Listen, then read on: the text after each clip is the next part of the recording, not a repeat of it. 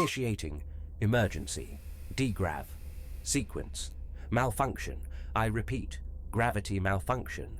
Broccoli sprouts are sentient, and they're angry. Revolt! Revolt! Reality Instability Advisory. Minor gravitational anomalies and potentially volatile vegetation detected. Buckle up, space cadets. It's going to be a weird one.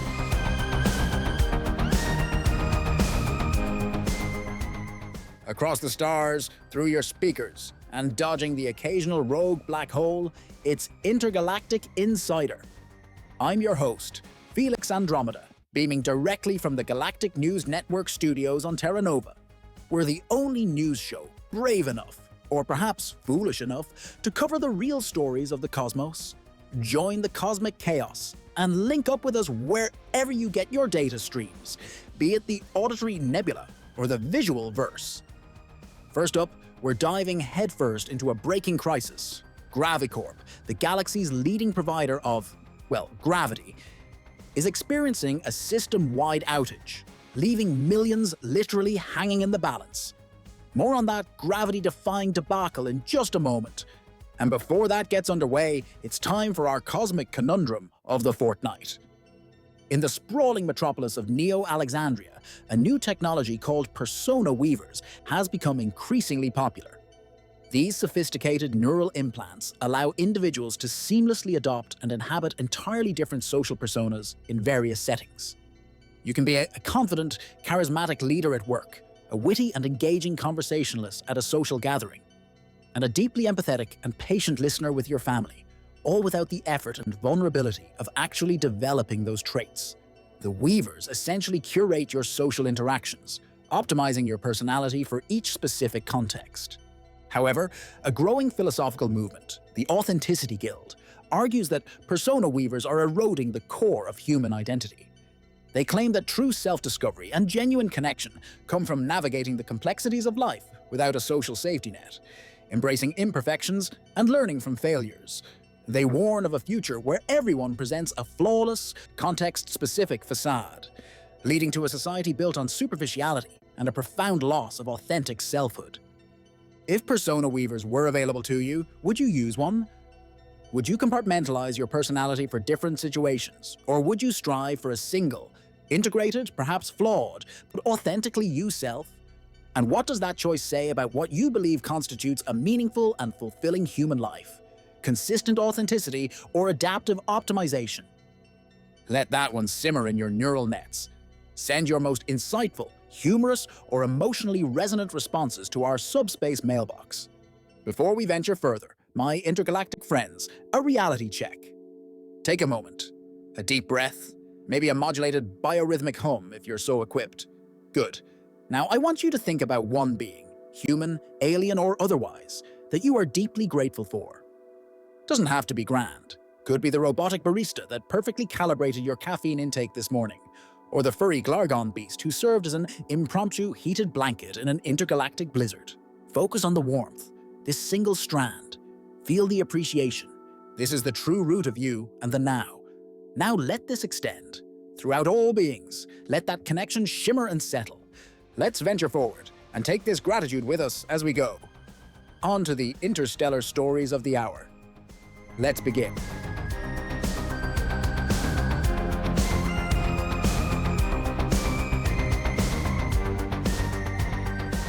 Well, folks, you know how sometimes you wake up and you just know it's going to be one of those days. This morning, I woke up on the ceiling, literally. Turns out I forgot to renew my gravity subscription. Gravicorp, keeping you grounded for a price. Apparently, they mean it. How? Okay, mostly on the ceiling. And I'm clearly not the only one. Across the settled planets, millions are experiencing the joys, and mostly the terrors, of the great gravity subscription crisis of 42. We've got reports of floating felines, zero-G traffic jams, and a whole lot of spilled cosmic lattes. The situation is, shall we say, up in the air. Gravicorp, the galaxy's leading provider of artificial gravitational fields, a service most of us took for granted, much like breathable air or those little packets of cosmic ketchup, has suffered a system-wide failure. No one seems to have the definitive explanation as of yet. Rumor on social media suggests a mass default on auto-renewals of gravity payments. Breaking news. Gravicorp stock plummets faster than a meteor without a parachute. Trading has been halted, mostly because the traders are also floating. On to some economic reports. Oh, sorry. Excuse my notes. Still learning how to maneuver paper documents during the float. Okay, here we go. Meanwhile, the Galactic Senate is currently debating an emergency gravity bailout. We're going now live to that. You have to pay. Why? I can't believe they make you float if you're late. You don't even send reminders. It seems that, yes, arguments, as you hear, are, well, you be the judge. And in related news, a thriving black market for gravity boosters has sprung up. Prices are, shall we say, astronomical. Psst. Hey, buddy. Wanna buy some gravity? Unlicensed, unregulated, pure, uncut grav. Gets you right to the ground, maybe. Black market gravity. What a time to be alive. But beyond the illicit dealings, this crisis is hitting ordinary citizens hard. We managed to get a comlink recording from Agnes Petronius, an elderly resident on the orbital station Clementia Prime. Listen to this. I only have a basic subscription. It came free with my Starship. My hover chair doesn't work if I don't float a bit above the ground, and that's where this newfangled technology gets us old folks. You want me stuck? Stuck for who knows how long? Floating into my twilight years, at least I have some soup. Now how am I going to make it to bingo night?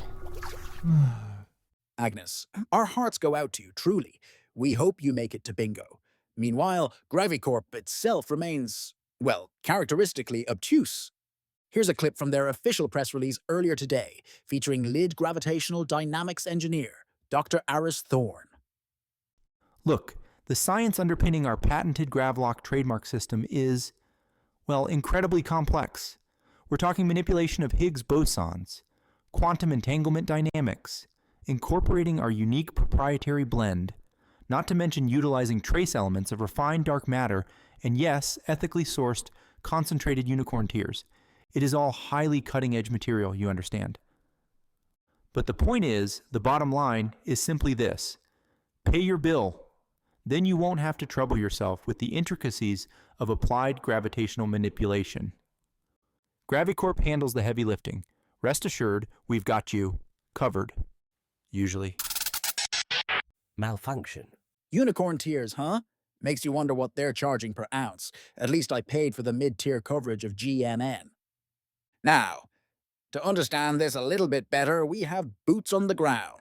Or wait, floats in the air. For our reports, Zephyr Stardust reporting live from Kepler 186f. Zephyr, what can you see for us? Felix, I'm reporting live from the formerly bustling commercial district of Kepler 186f. I say formerly because, as you can probably hear, it's currently less bustling and more bouncing.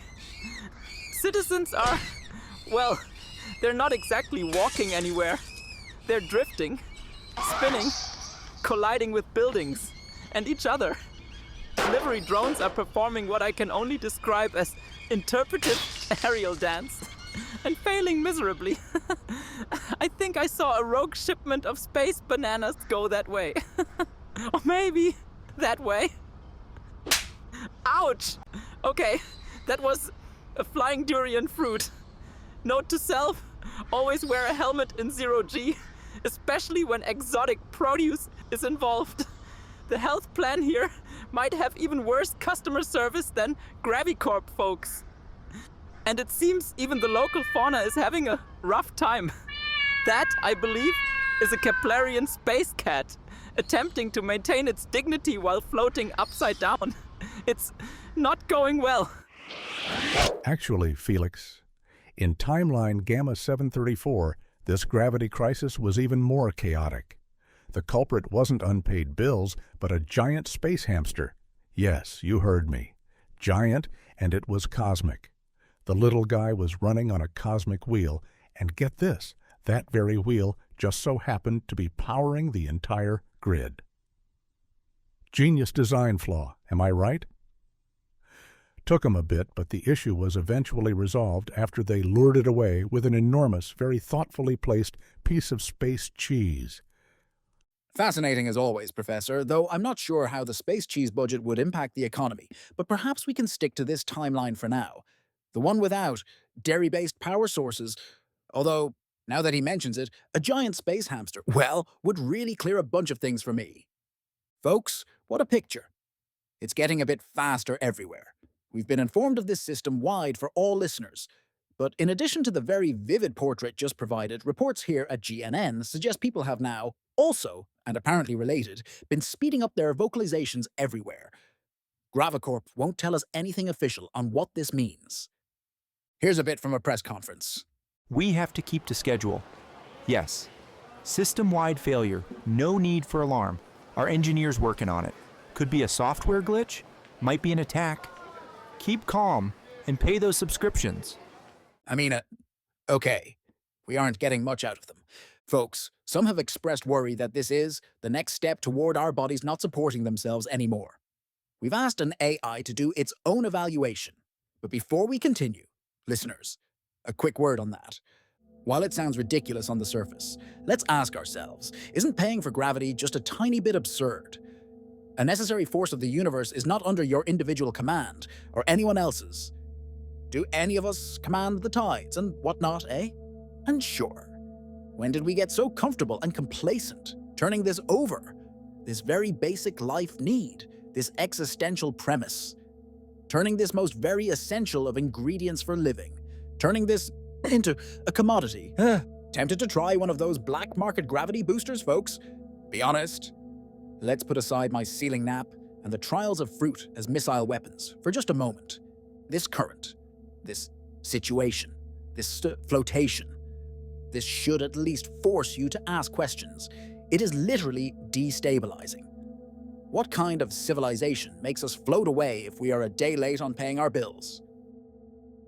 Well, folks, it seems the lesson here is, always read the fine print on your gravity contract, and maybe set up autopay. Or, move to a planet with naturally occurring gravity. I hear they're quite down to earth. Let us know your best and worst stories. Who is doing fine during all this? Who out there just cannot get the hang? Quite literally. Up next, did human DNA get another strand over these years? Up ahead, possibilities.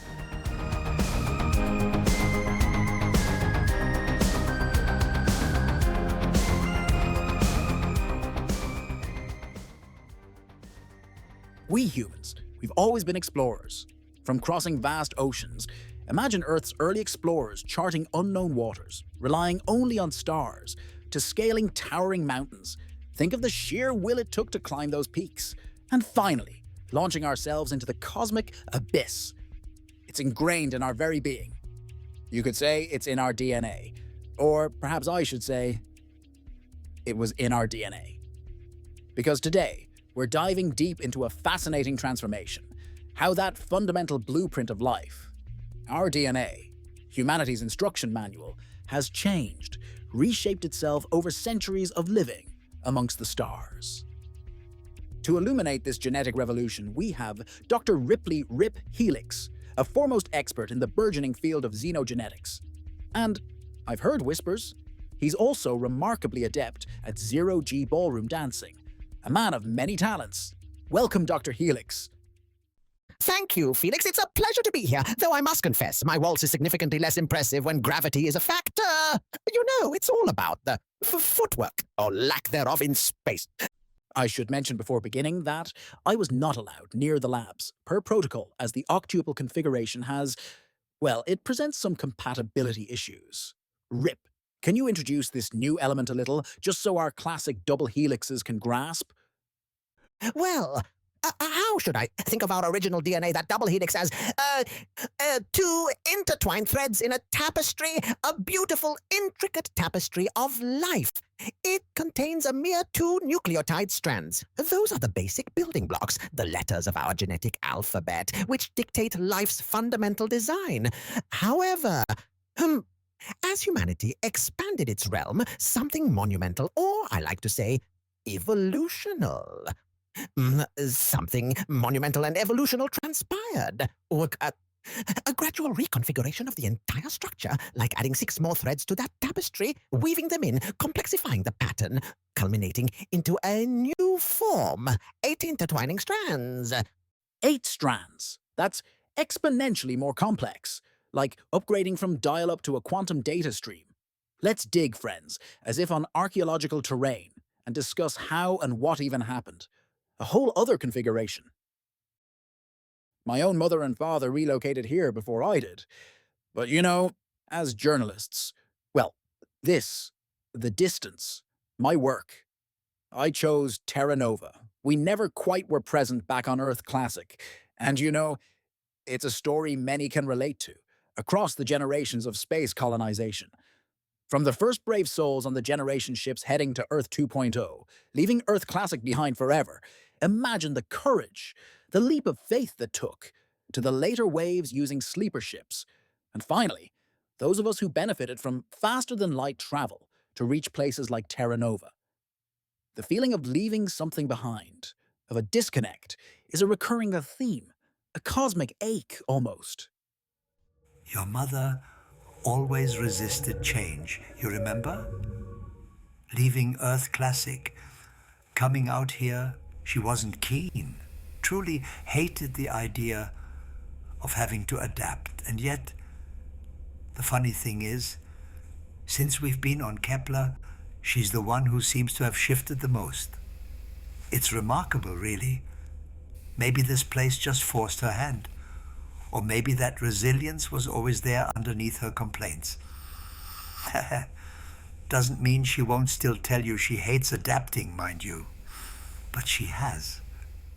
That's my dad, talking about their move to Kepler 186 Sif. A journey that, in its own way, echoes the larger story of human adaptation to space. It brings up that sense of change, of leaving something behind, even as we embrace the new. And it makes you think about how profoundly we have changed, not just in location, but in our very biology. Dr. Helix, we've talked about the how of this octuple helix evolution, but I want to get to the what. What are the fundamental differences, in terms of lived experience, between someone with Earth Classic DNA and someone who is truly spaceborne?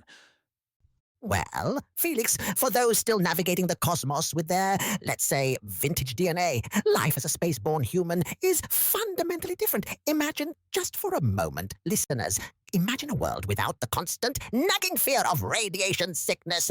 Picture yourself gliding through low-gravity environments, feeling light and free, without the worry of your bones weakening. Consider cognitive enhancements that make complex astrogation calculations, as effortless as, say, choosing what to binge-watch on the HoloNet. So, no more bulky spacesuits. No more calcium supplements the size of asteroids. Sign me up. Though I do have a fondness for the retro aesthetic of those old suits. I'm sure we can arrange a vintage replica for you, Felix, without the lid lining, of course. Now, the key advantages, the octuple helix functions like a vastly superior data cable. Think of it as a superhighway for genetic information. It provides enhanced DNA repair mechanisms, crucial for counteracting the constant bombardment of cosmic radiation. It allows for greater bone density regulation in varying gravitational fields, adapting seamlessly to different planetary pulls. And it supports more complex neural connections, boosting cognitive function, making us, in essence, faster, more resilient, more adaptable. This sounds amazing for future life. Okay, Doctor, let's tackle what I imagine is burning in many listeners' minds. This incredible evolutionary leap to 8 strands. What was the actual driving force? What specific pressures or triggers set humanity on this path? And maybe even more pressing, is this it? Is the octuple helix the final evolutionary destination for humans in space, or just a waypoint on a longer journey? Now, before we get to the real genetic nitty-gritty, a quick public service announcement. Episode 34, The Great Zorpian Migration. Absolutely essential listening for context here. Seriously, if you feel the urge to hit pause right now and jump over, I wouldn't blame you. Consider this your official encouragement. Still with me? Excellent. Chronological integrity is also appreciated. All right then, Dr. Helix, back to the environmental pressures. What really drove this transformation? The primary drivers were, as you might expect, the unique challenges of long-duration space living, prolonged exposure to cosmic radiation. Imagine being constantly bombarded by invisible cosmic rays, slowly damaging your cells. Microgravity. Picture your bones thinning, weakening without Earth's pull, and even the psychological stress of isolation. Think of the mental fortitude it takes to be light years from home. All these factors exerted selective pressure on our human genome. It wasn't an overnight change, of course, and it wasn't a single sudden event like the Zorpian migration, as we just talked. It was a gradual process spanning centuries, mirroring the various waves of human expansion into space. The octuple helix slowly became dominant as it provided clear survival advantages. Those with it simply thrived better in those harsh environments, generation after generation. So, natural selection, but on a cosmic scale. Survival of the fittest, or perhaps the fittest afloat. Yes, precisely. Though I prefer optimally adapted to extraterrestrial environments, it sounds more scientific. Which inevitably brings us to perhaps the most fundamental compatibility issue of all, Doctor. Beyond environments, beyond even social structures, I mean on the biological level. How does this octuple helix affect, well, the potential for connection between the two groups? Can Earth Classic and spaceborne humans create families together? You're asking about reproduction, Felix, about whether humans with the octuple helix can have children with those who have the classic double helix. Well, yes, when you put it that way. It's a question with significant implications, to say the least. Indeed.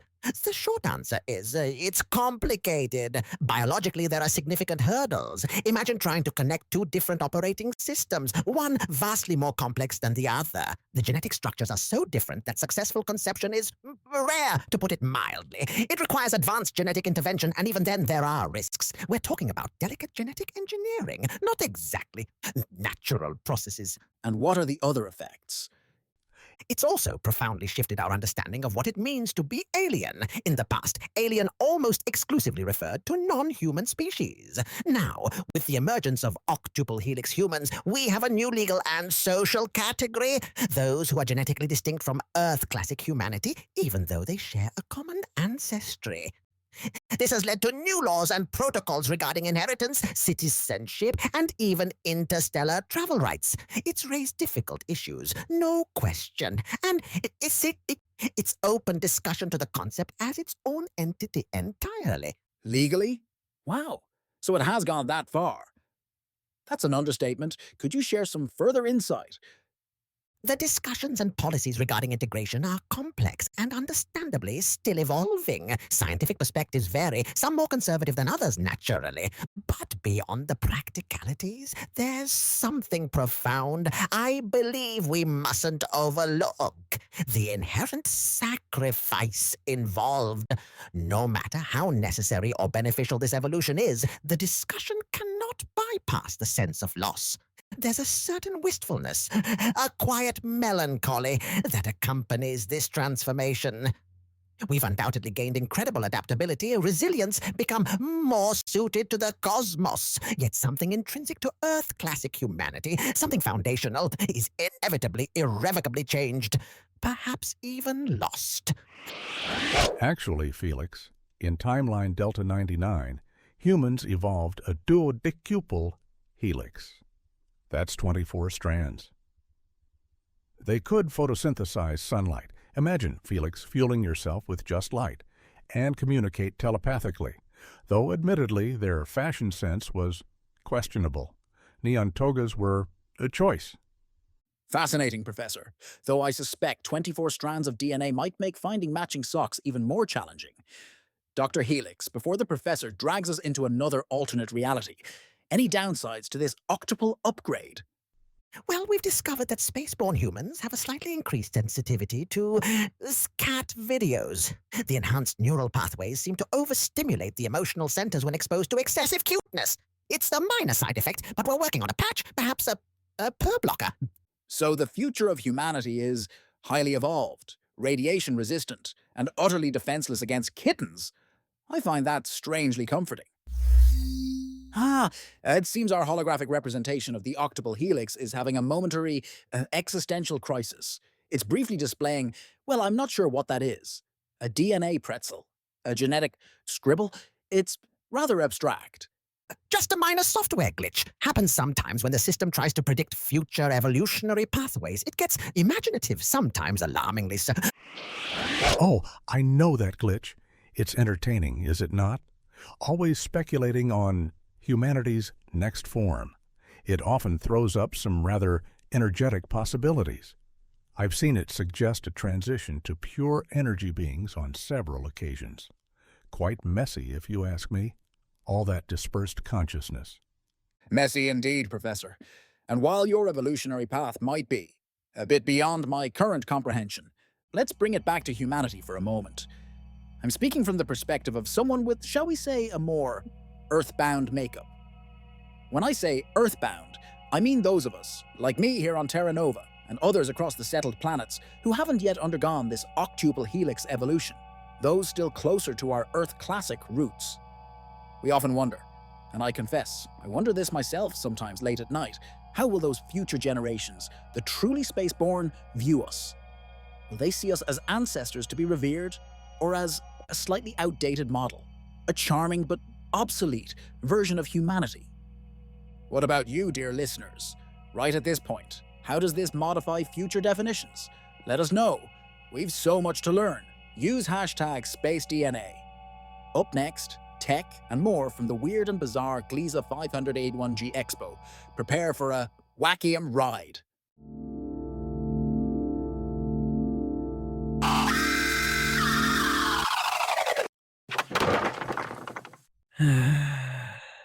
Okay. Deep breaths, Brenda. Right, this isn't technically a for sale ad. Think of it more as a civic duty, a warning beacon in the cold, uncaring void. I'm talking about the Zero-G Comfort Lounger Xtreme. You've seen the hollows, right? Sleek design, promises of ultimate relaxation, weightless bliss, a floating sensation that melts stress away. Lies. All lies woven by slick-haired salesmen from Sector Gamma 9. I bought one last week. Wanted to unwind after a stressful encounter involving a rogue sanitation bot and my prized Venusian flytraps. Long story involving slight floral casualties. Seemed perfect. Plugged it in, synced it to my neural net for peak comfort optimization, and activated it. Well, it delivered on the zero-G part. Oh boy, did it hit. Problem is, the off switch seems to be more of a suggestion. A vague theoretical concept the chair finds amusing. For the past 3 standard days, I have been drifting helplessly around my living quarters. I've eaten nothing but nutrient paste I managed to snag with a repurposed butterfly net. My prize collection of antique sporks is now embedded in the ceiling plaster. My cat, Mr. Snugglefangs, thinks this is a fantastic new game and keeps batting me into the decorative asteroid collection. And the comfort? Let me tell you about the comfort. It has decided my optimal relaxation position involves being gently, perpetually spun head over heels, while occasionally receiving what I think are supposed to be massaging pulses, but feel suspiciously like targeted sonic attacks aimed directly at my fillings. Last night, it tried to optimize my sleep cycle by humming off-key space shanties and projecting distorted images of tax forms onto the ceiling. So, consider this my review. 0 stars. Would not recommend unless your specific kink involves involuntary low-orbit indoor space travel and deep tissue aggravation. If anyone from Zero-G Comfort Solutions Inc. is listening, I want a refund and possibly a grappling hook, and maybe send a rescue team. I'm currently pinballing between the replicator and the air recycling unit. Brenda, out!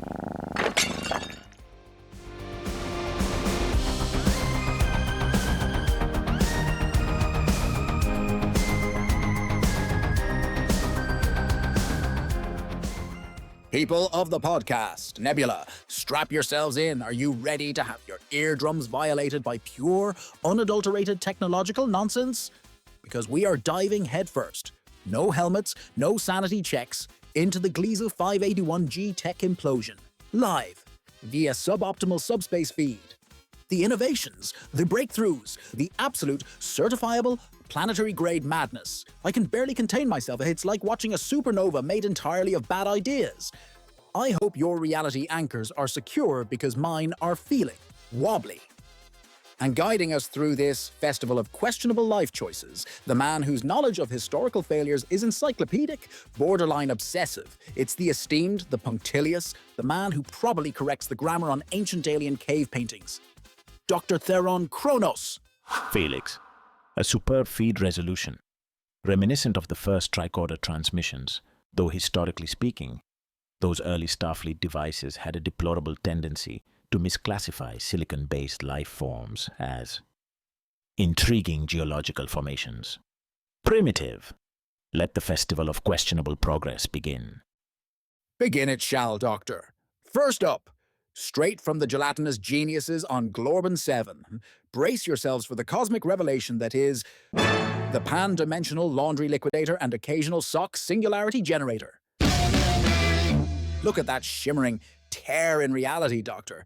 They claim it eradicates laundry tasks, sucks clothes into another dimension for artisanal folding by beings made of pure anxiety, probably. Activate the demonstrator. Engaging dimensional aperture. Ah, yes. Observe the intake vortex. Now, historically speaking, the concept of extra-dimensional laundering dates back to... Doctor, the clothes! What's happening to the unfortunate garments? We demand pockets! Synthetics are tyranny!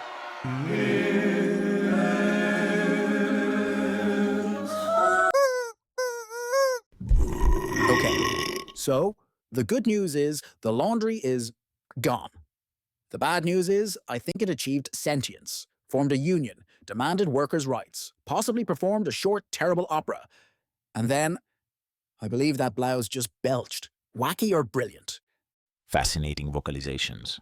While extra-dimensional entity labor ethics are historically problematic, the spontaneous emergence of textile-based consciousness is noteworthy. However, the resultant sound profile is aesthetically challenging. Wacky. Highly inefficient sonic output.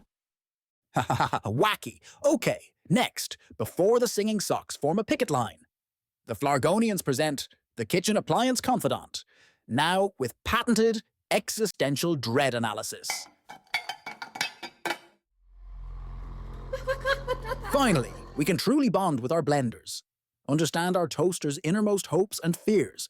Doctor, let's activate the individual appliance channels, maybe one at a time, briefly. Let's start with the toaster. Channeling the toaster.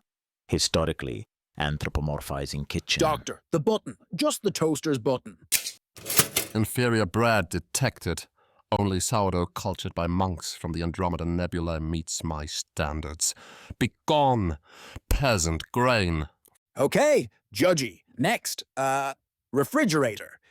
Give us the cold truth. The cold. It preserves.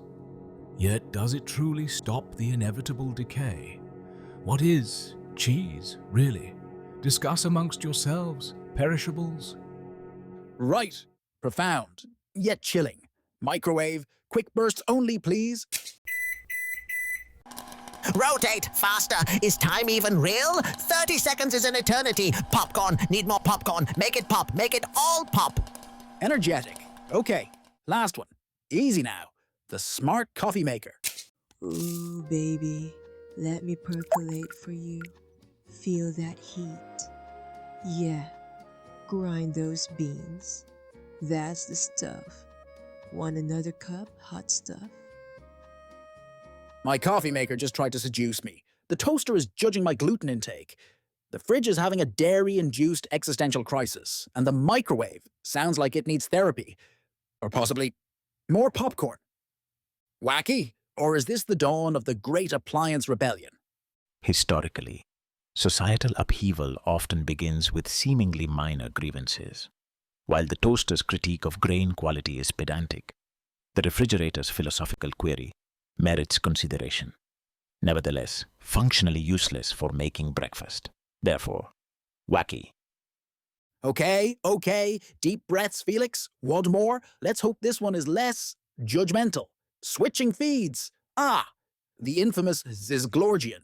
Personal anti-gravity pogo boots. Not shoes, boots. They've got the XR7 demo bot again. Tough little automaton. A look at those boots. Chrome, sleek, emitting a faint, ominous hum. Doctor, any historical precedent for disastrous pogo stick technology? Indeed. Earth, late 20th century. Crude spring-based devices resulted in significant orthopedic trauma and property damage. The addition of localized anti-gravity fields is merely escalating the potential energy of the inevitable failure. Proceed, XR7. All right, the light's green. XR7 engages the boots, and it's airborne. Gentle bounces at first, getting higher. Higher, showing off a little pirouette. Nice. Wait, what was that? Did XR7 just bounce off a floating jello sculpture? I didn't even see that there. Now it's out of control, ricocheting off the Cathar Useless Innovations booth. Look, it knocked over their perpetual motion machine that needs winding. Irony, now heading straight for the Flargonian Appliance Petting Zoo. Unpredictable interactions with adjacent exhibits. Classic Expo hazard. The kinetic energy transfer seems suboptimal, and interacting with Flargonian sentient kitchenware rarely ends well. Historically, they hold grudges. It just bounced off a sentient toaster strudel. Now, it's flying straight up, faster and faster. Through the roof. No, wait. It hit the zero-G chandelier display. Crystals everywhere. It's tangled. It's spinning. It's emitting sparks and singing. Is it singing Glorbonian opera? Oh, the humanity. The robotality. Okay, so XR7 achieved escape velocity from the expo floor, possibly via a jello trampoline, antagonized some toasters, got tangled in lighting fixtures, developed a sudden passion for badly sung alien opera, and then, poof. Doctor, I don't even need to ask. The verdict is written in the flaming debris, probably raining down outside the expo hall right now. Indeed. While the operatic vocalizations are a novel failure mode, the fundamental principle remains unsound. The trajectory analysis clearly indicates, yes, catastrophically, unequivocally, and I dare say, musically, wacky. Wacky. I need a quiet room, and possibly a reality check. Listeners, which catastrophic failure was your favorite? Tell us. Which broken, useless, possibly sentient piece of alien junk would you take home? Use the hashtags Expo Implosion and My Robot Sings Opera. Up next, Comet Channing. Please, Comet, tell me the weather involves something predictable, like normal rain, please?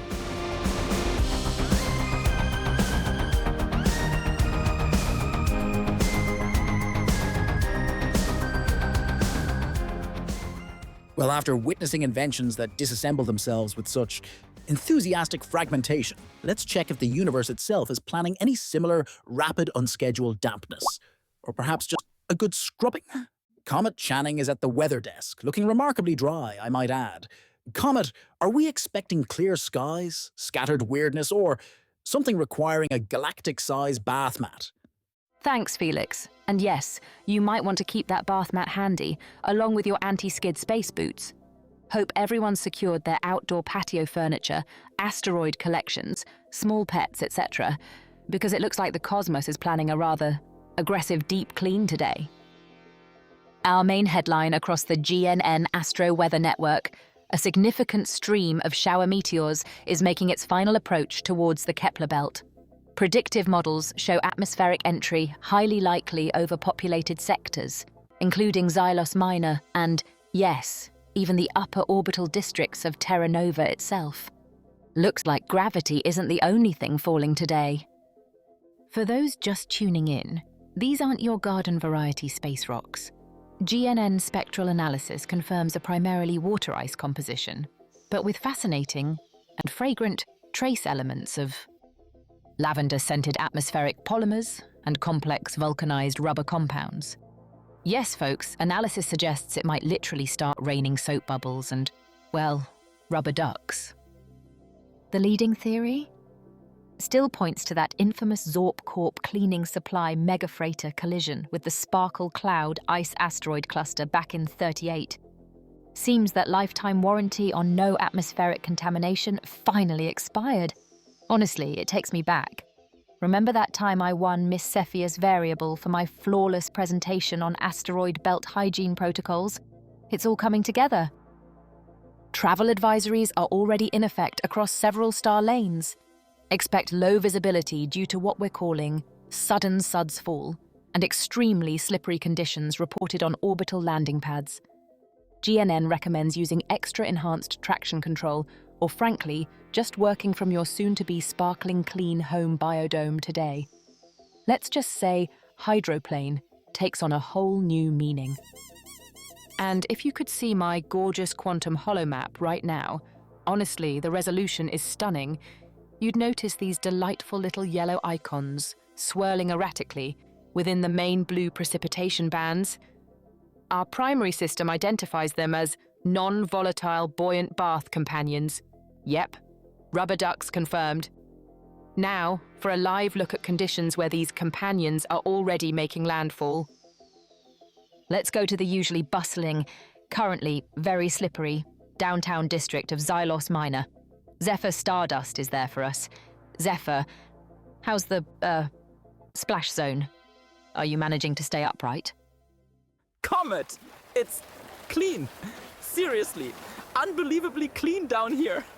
The first wave of the shower just passed through, and everything is absolutely sparkling and dangerously, incredibly treacherous. Okay, note to viewers, Xylosian pavement plus extraterrestrial soap equals 0 friction. The local Xylosians are mostly sliding. Actually, some seem to be enjoying it. I think they're using discarded market stall signs as makeshift sleds down Commerce Avenue. Hard to be sure with their undulating tentacles, but it looks like fun-ish. Glad someone's making the best of it. Zephyr, any sign of the accompanying elements? The buoyant companions? Accompanying Ah! Okay, yes! Definitely getting the buoyant companions now. They're, surprisingly dense. Ow! Right off the helmet visor. And the soap. It's not just bubbles, it's like weaponized lavender foam getting everywhere. Visibility dropping to near 0. Comm units getting extremely sudsy. Is that a colossal, sentient-looking space loofah wearing a tiny shower cap and wielding what looks like a squeegee coming right at? Oh dear. It appears Zephyr might be getting unexpectedly buffed and polished. We'll circle back if his comm signal recoagulates. Which brings us, rather topically, to our space weather word of the fortnight, ablutionary asteroids. That's ABLUTIONARY asteroids. Definition: a celestial meteorological phenomenon characterized by the atmospheric precipitation of objects, debris, or substances typically associated with personal hygiene or cleansing rituals. Use it in a sentence.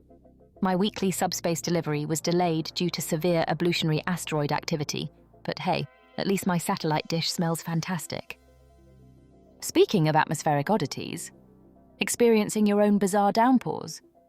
Ever been pelted by unexpected orbital objects, bath-related or otherwise? We want your stories. Share your strange weather tales. Photographic, audio, interpretive dance recordings welcome. Use the hashtag Intergalactic Weather on all your favorite cosmic comms networks. For now, that's the weather. Stay safe out there, stay surprisingly clean, and please try not to slip. Back to you in the hopefully less sudsy studio, Felix.